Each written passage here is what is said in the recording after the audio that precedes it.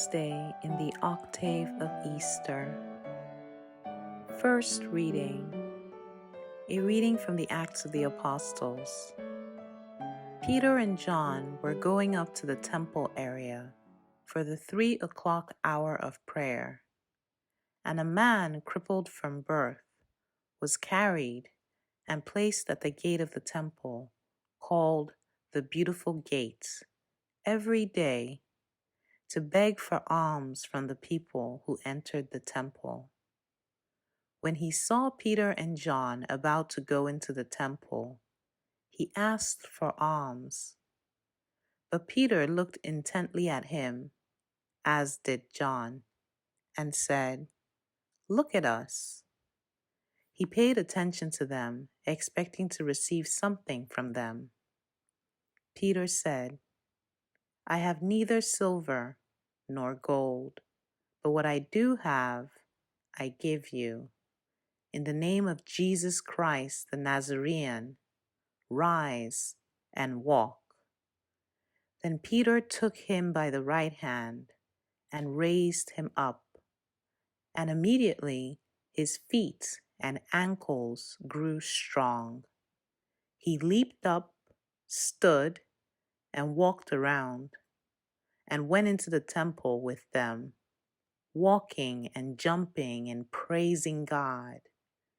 When all the people saw him walking and praising God, they recognized him as the one who used to sit begging at the beautiful gate of the temple, and they were filled with amazement and astonishment at what had happened to him. The word of the Lord.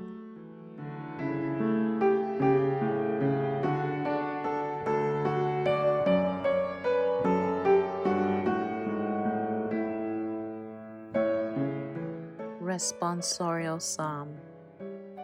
The response is, "Rejoice, O hearts that seek the Lord. Give thanks to the Lord, invoke his name, make known among the nations his deeds. Sing to him, sing his praise, proclaim all his wondrous deeds. Rejoice, O hearts that seek the Lord. Glory in his holy name. Rejoice, O hearts that seek the Lord. Look to the Lord in his strength. Seek to serve him constantly.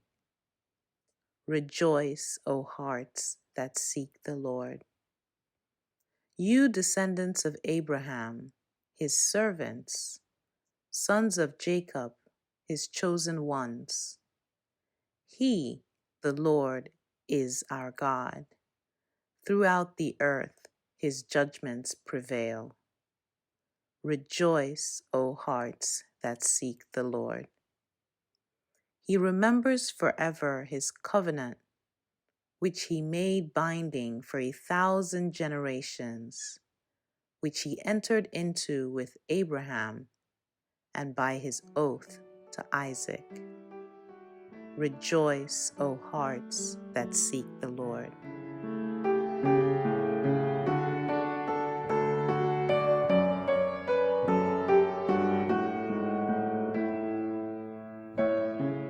Gospel. A reading from the Holy Gospel according to Luke. That very day, the first day of the week, 2 of Jesus' disciples were going to a village 7 miles from Jerusalem called Emmaus, and they were conversing about all the things that had occurred. And it happened that while they were conversing and debating, Jesus himself drew near and walked with them. But their eyes were prevented from recognizing him. He asked them, "What are you discussing as you walk along?" They stopped, looking downcast. One of them, named Cleopas, said to him in reply, Are you the only visitor to Jerusalem who does not know of the things that have taken place there in these days?" And he replied to them, "What sort of things?" They said to him, "The things that happened to Jesus the Nazarene, who was a prophet, mighty in deed and word before God and all the people, how our chief priests and rulers both handed him over to a sentence of death and crucified him. But we were hoping that he would be the one to redeem Israel. And besides all this, it is now the third day since this took place. Some women from our group, however, have astounded us. They were at the tomb early in the morning and did not find his body. They came back and reported that they had indeed seen a vision of angels who announced that he was alive.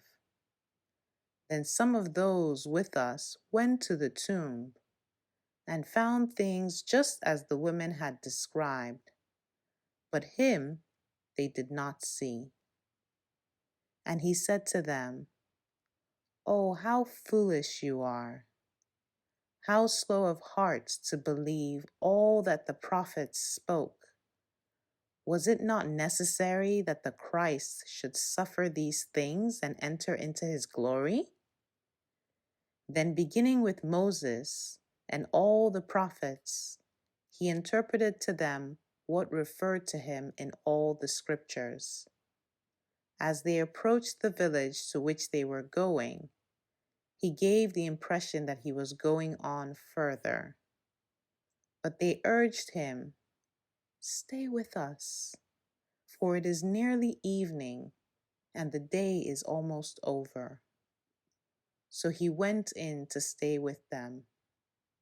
And it happened that while he was with them at table, he took bread, said the blessing, broke it, and gave it to them. With that, their eyes were opened, and they recognized him, but he vanished from their sight.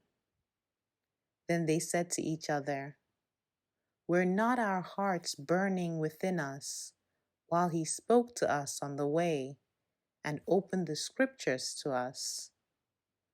So they set out at once and returned to Jerusalem, where they found gathered together the 11 and those with them who were saying, "The Lord has truly been raised and has appeared to Simon." Then the two recounted what had taken place on the way and how he was made known to them in the breaking of the bread. The Gospel of the Lord.